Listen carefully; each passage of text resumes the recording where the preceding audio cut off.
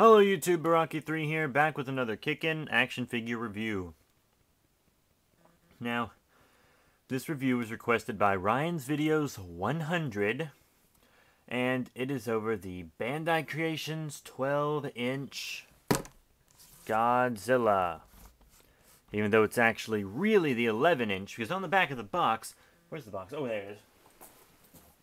On the back of the box it says 11-inch classic Godzilla figures. I think it says classic because they're all reissues, I believe. Just like everything in this wave. But yeah, I have the 3 reissues. I actually have all 3. Let me go ahead and compare him with the other 2. The one I got first and uploaded a review for a while back. The Bandai Creations 11-inch Gigan. Yeah. I really love the Gigan. They're both from Final Wars, so they go well together. And as you see, the scaling, not bad, actually. Because they're both kind of in this... See, Godzilla's kind of hunched over, and then Gigan's kind of crouched. So, yeah, this is actually pretty good. This takes up all my camera room. Alright. These big 12-inch guys, 11-inch guys. Jesus Christ. And the other one is the 11-inch Kiru, whatever you want to say. This is actually my first Kiru figure. So, yeah, there they go together. Now, they obviously weren't in the same movie, but they don't look bad together either. Once again, Godzilla's kind of hunched, and Kiru's almost completely erect. And Kiru was, of course, a little taller than Godzilla in the movie that they were in together. Not this Godzilla, obviously. So, this is fine. Now, just to compare him with a 6-inch so you can see the size difference. How's about the 6-inch Bandai Creations Godzilla? This is also the Final Wars Godzilla and not the reissue. This is the original. So, yeah, as you can see there. Alright, now how about some Articulation? Both the arms just kind of do this, the same as the arms on the 6-inch, actually.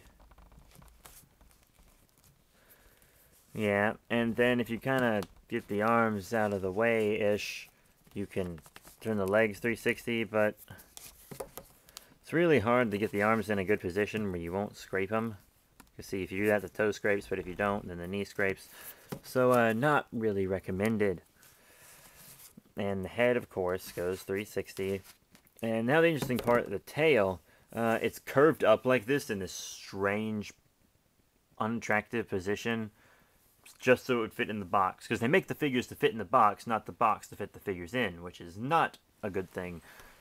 But to kind of make up for it, they gave it several articulation points. Like right here, at the base where it meets the body. I have to kind of do that weird because this figure is huge.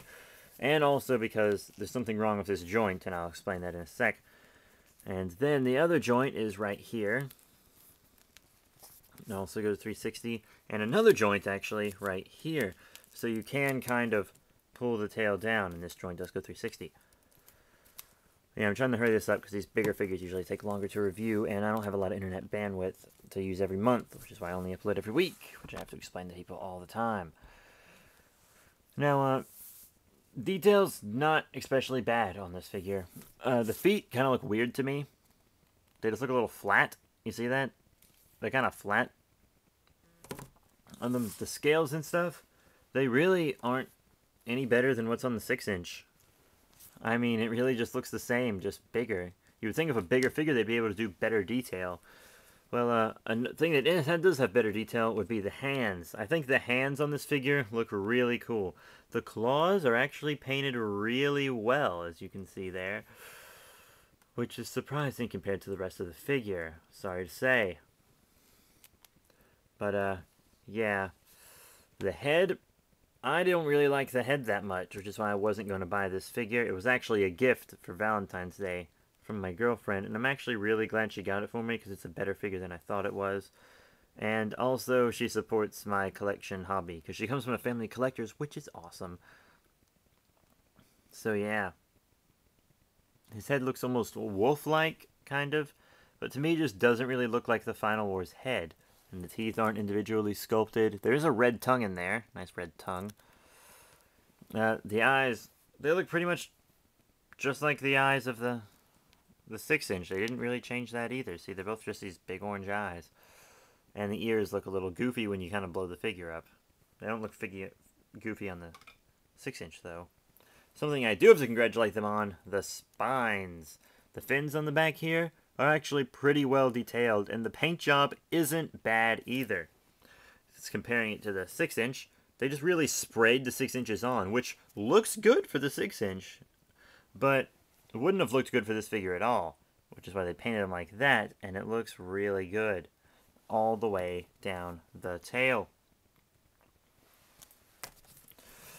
Now, I'm not going to give anyone the history of Godzilla, because if you're interested in collecting Godzilla toys, you probably know the history of Godzilla, so I'm not going to humor you like that. But all in all, Articulation's basic, really, except for all the points on the tail, which are just to make up for how stupid it looks. The head's not shaped that well. They didn't do much more with detail except for on the spines. The feet look funny, and the teeth aren't individually sculpted, which on a figure this big would have been easy. They just didn't do it.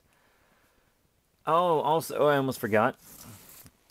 See this articulation joint here? It's like severely messed up. Now, according to my girlfriend, that was only on this figure. But she got me this one that was messed up because all the other ones had big paint things down the side or missing arms. Because Bandai Creations needs to learn to package things, you know, in a package. Probably not this, to be honest, because it's huge. But the smaller 6-inch figures, yeah, they should. But yeah, so when you turn it, it almost pops off completely. But that's not a big deal because my figures are for display anyways. But yeah, I'm going to have to give this figure just a 2 out of 5, honestly. This could be a much better figure. Like, the Bandai Creations 12-inch Gigan is one of the best figures that I own. I love it to death. But this figure, I don't know, it just doesn't really strike me as great. If you want a big figure like this, I say get an X+. But if you want a cheap big figure, a cheap figure this size, this is probably the best you'll get. So, this is Baraki 3, signing out.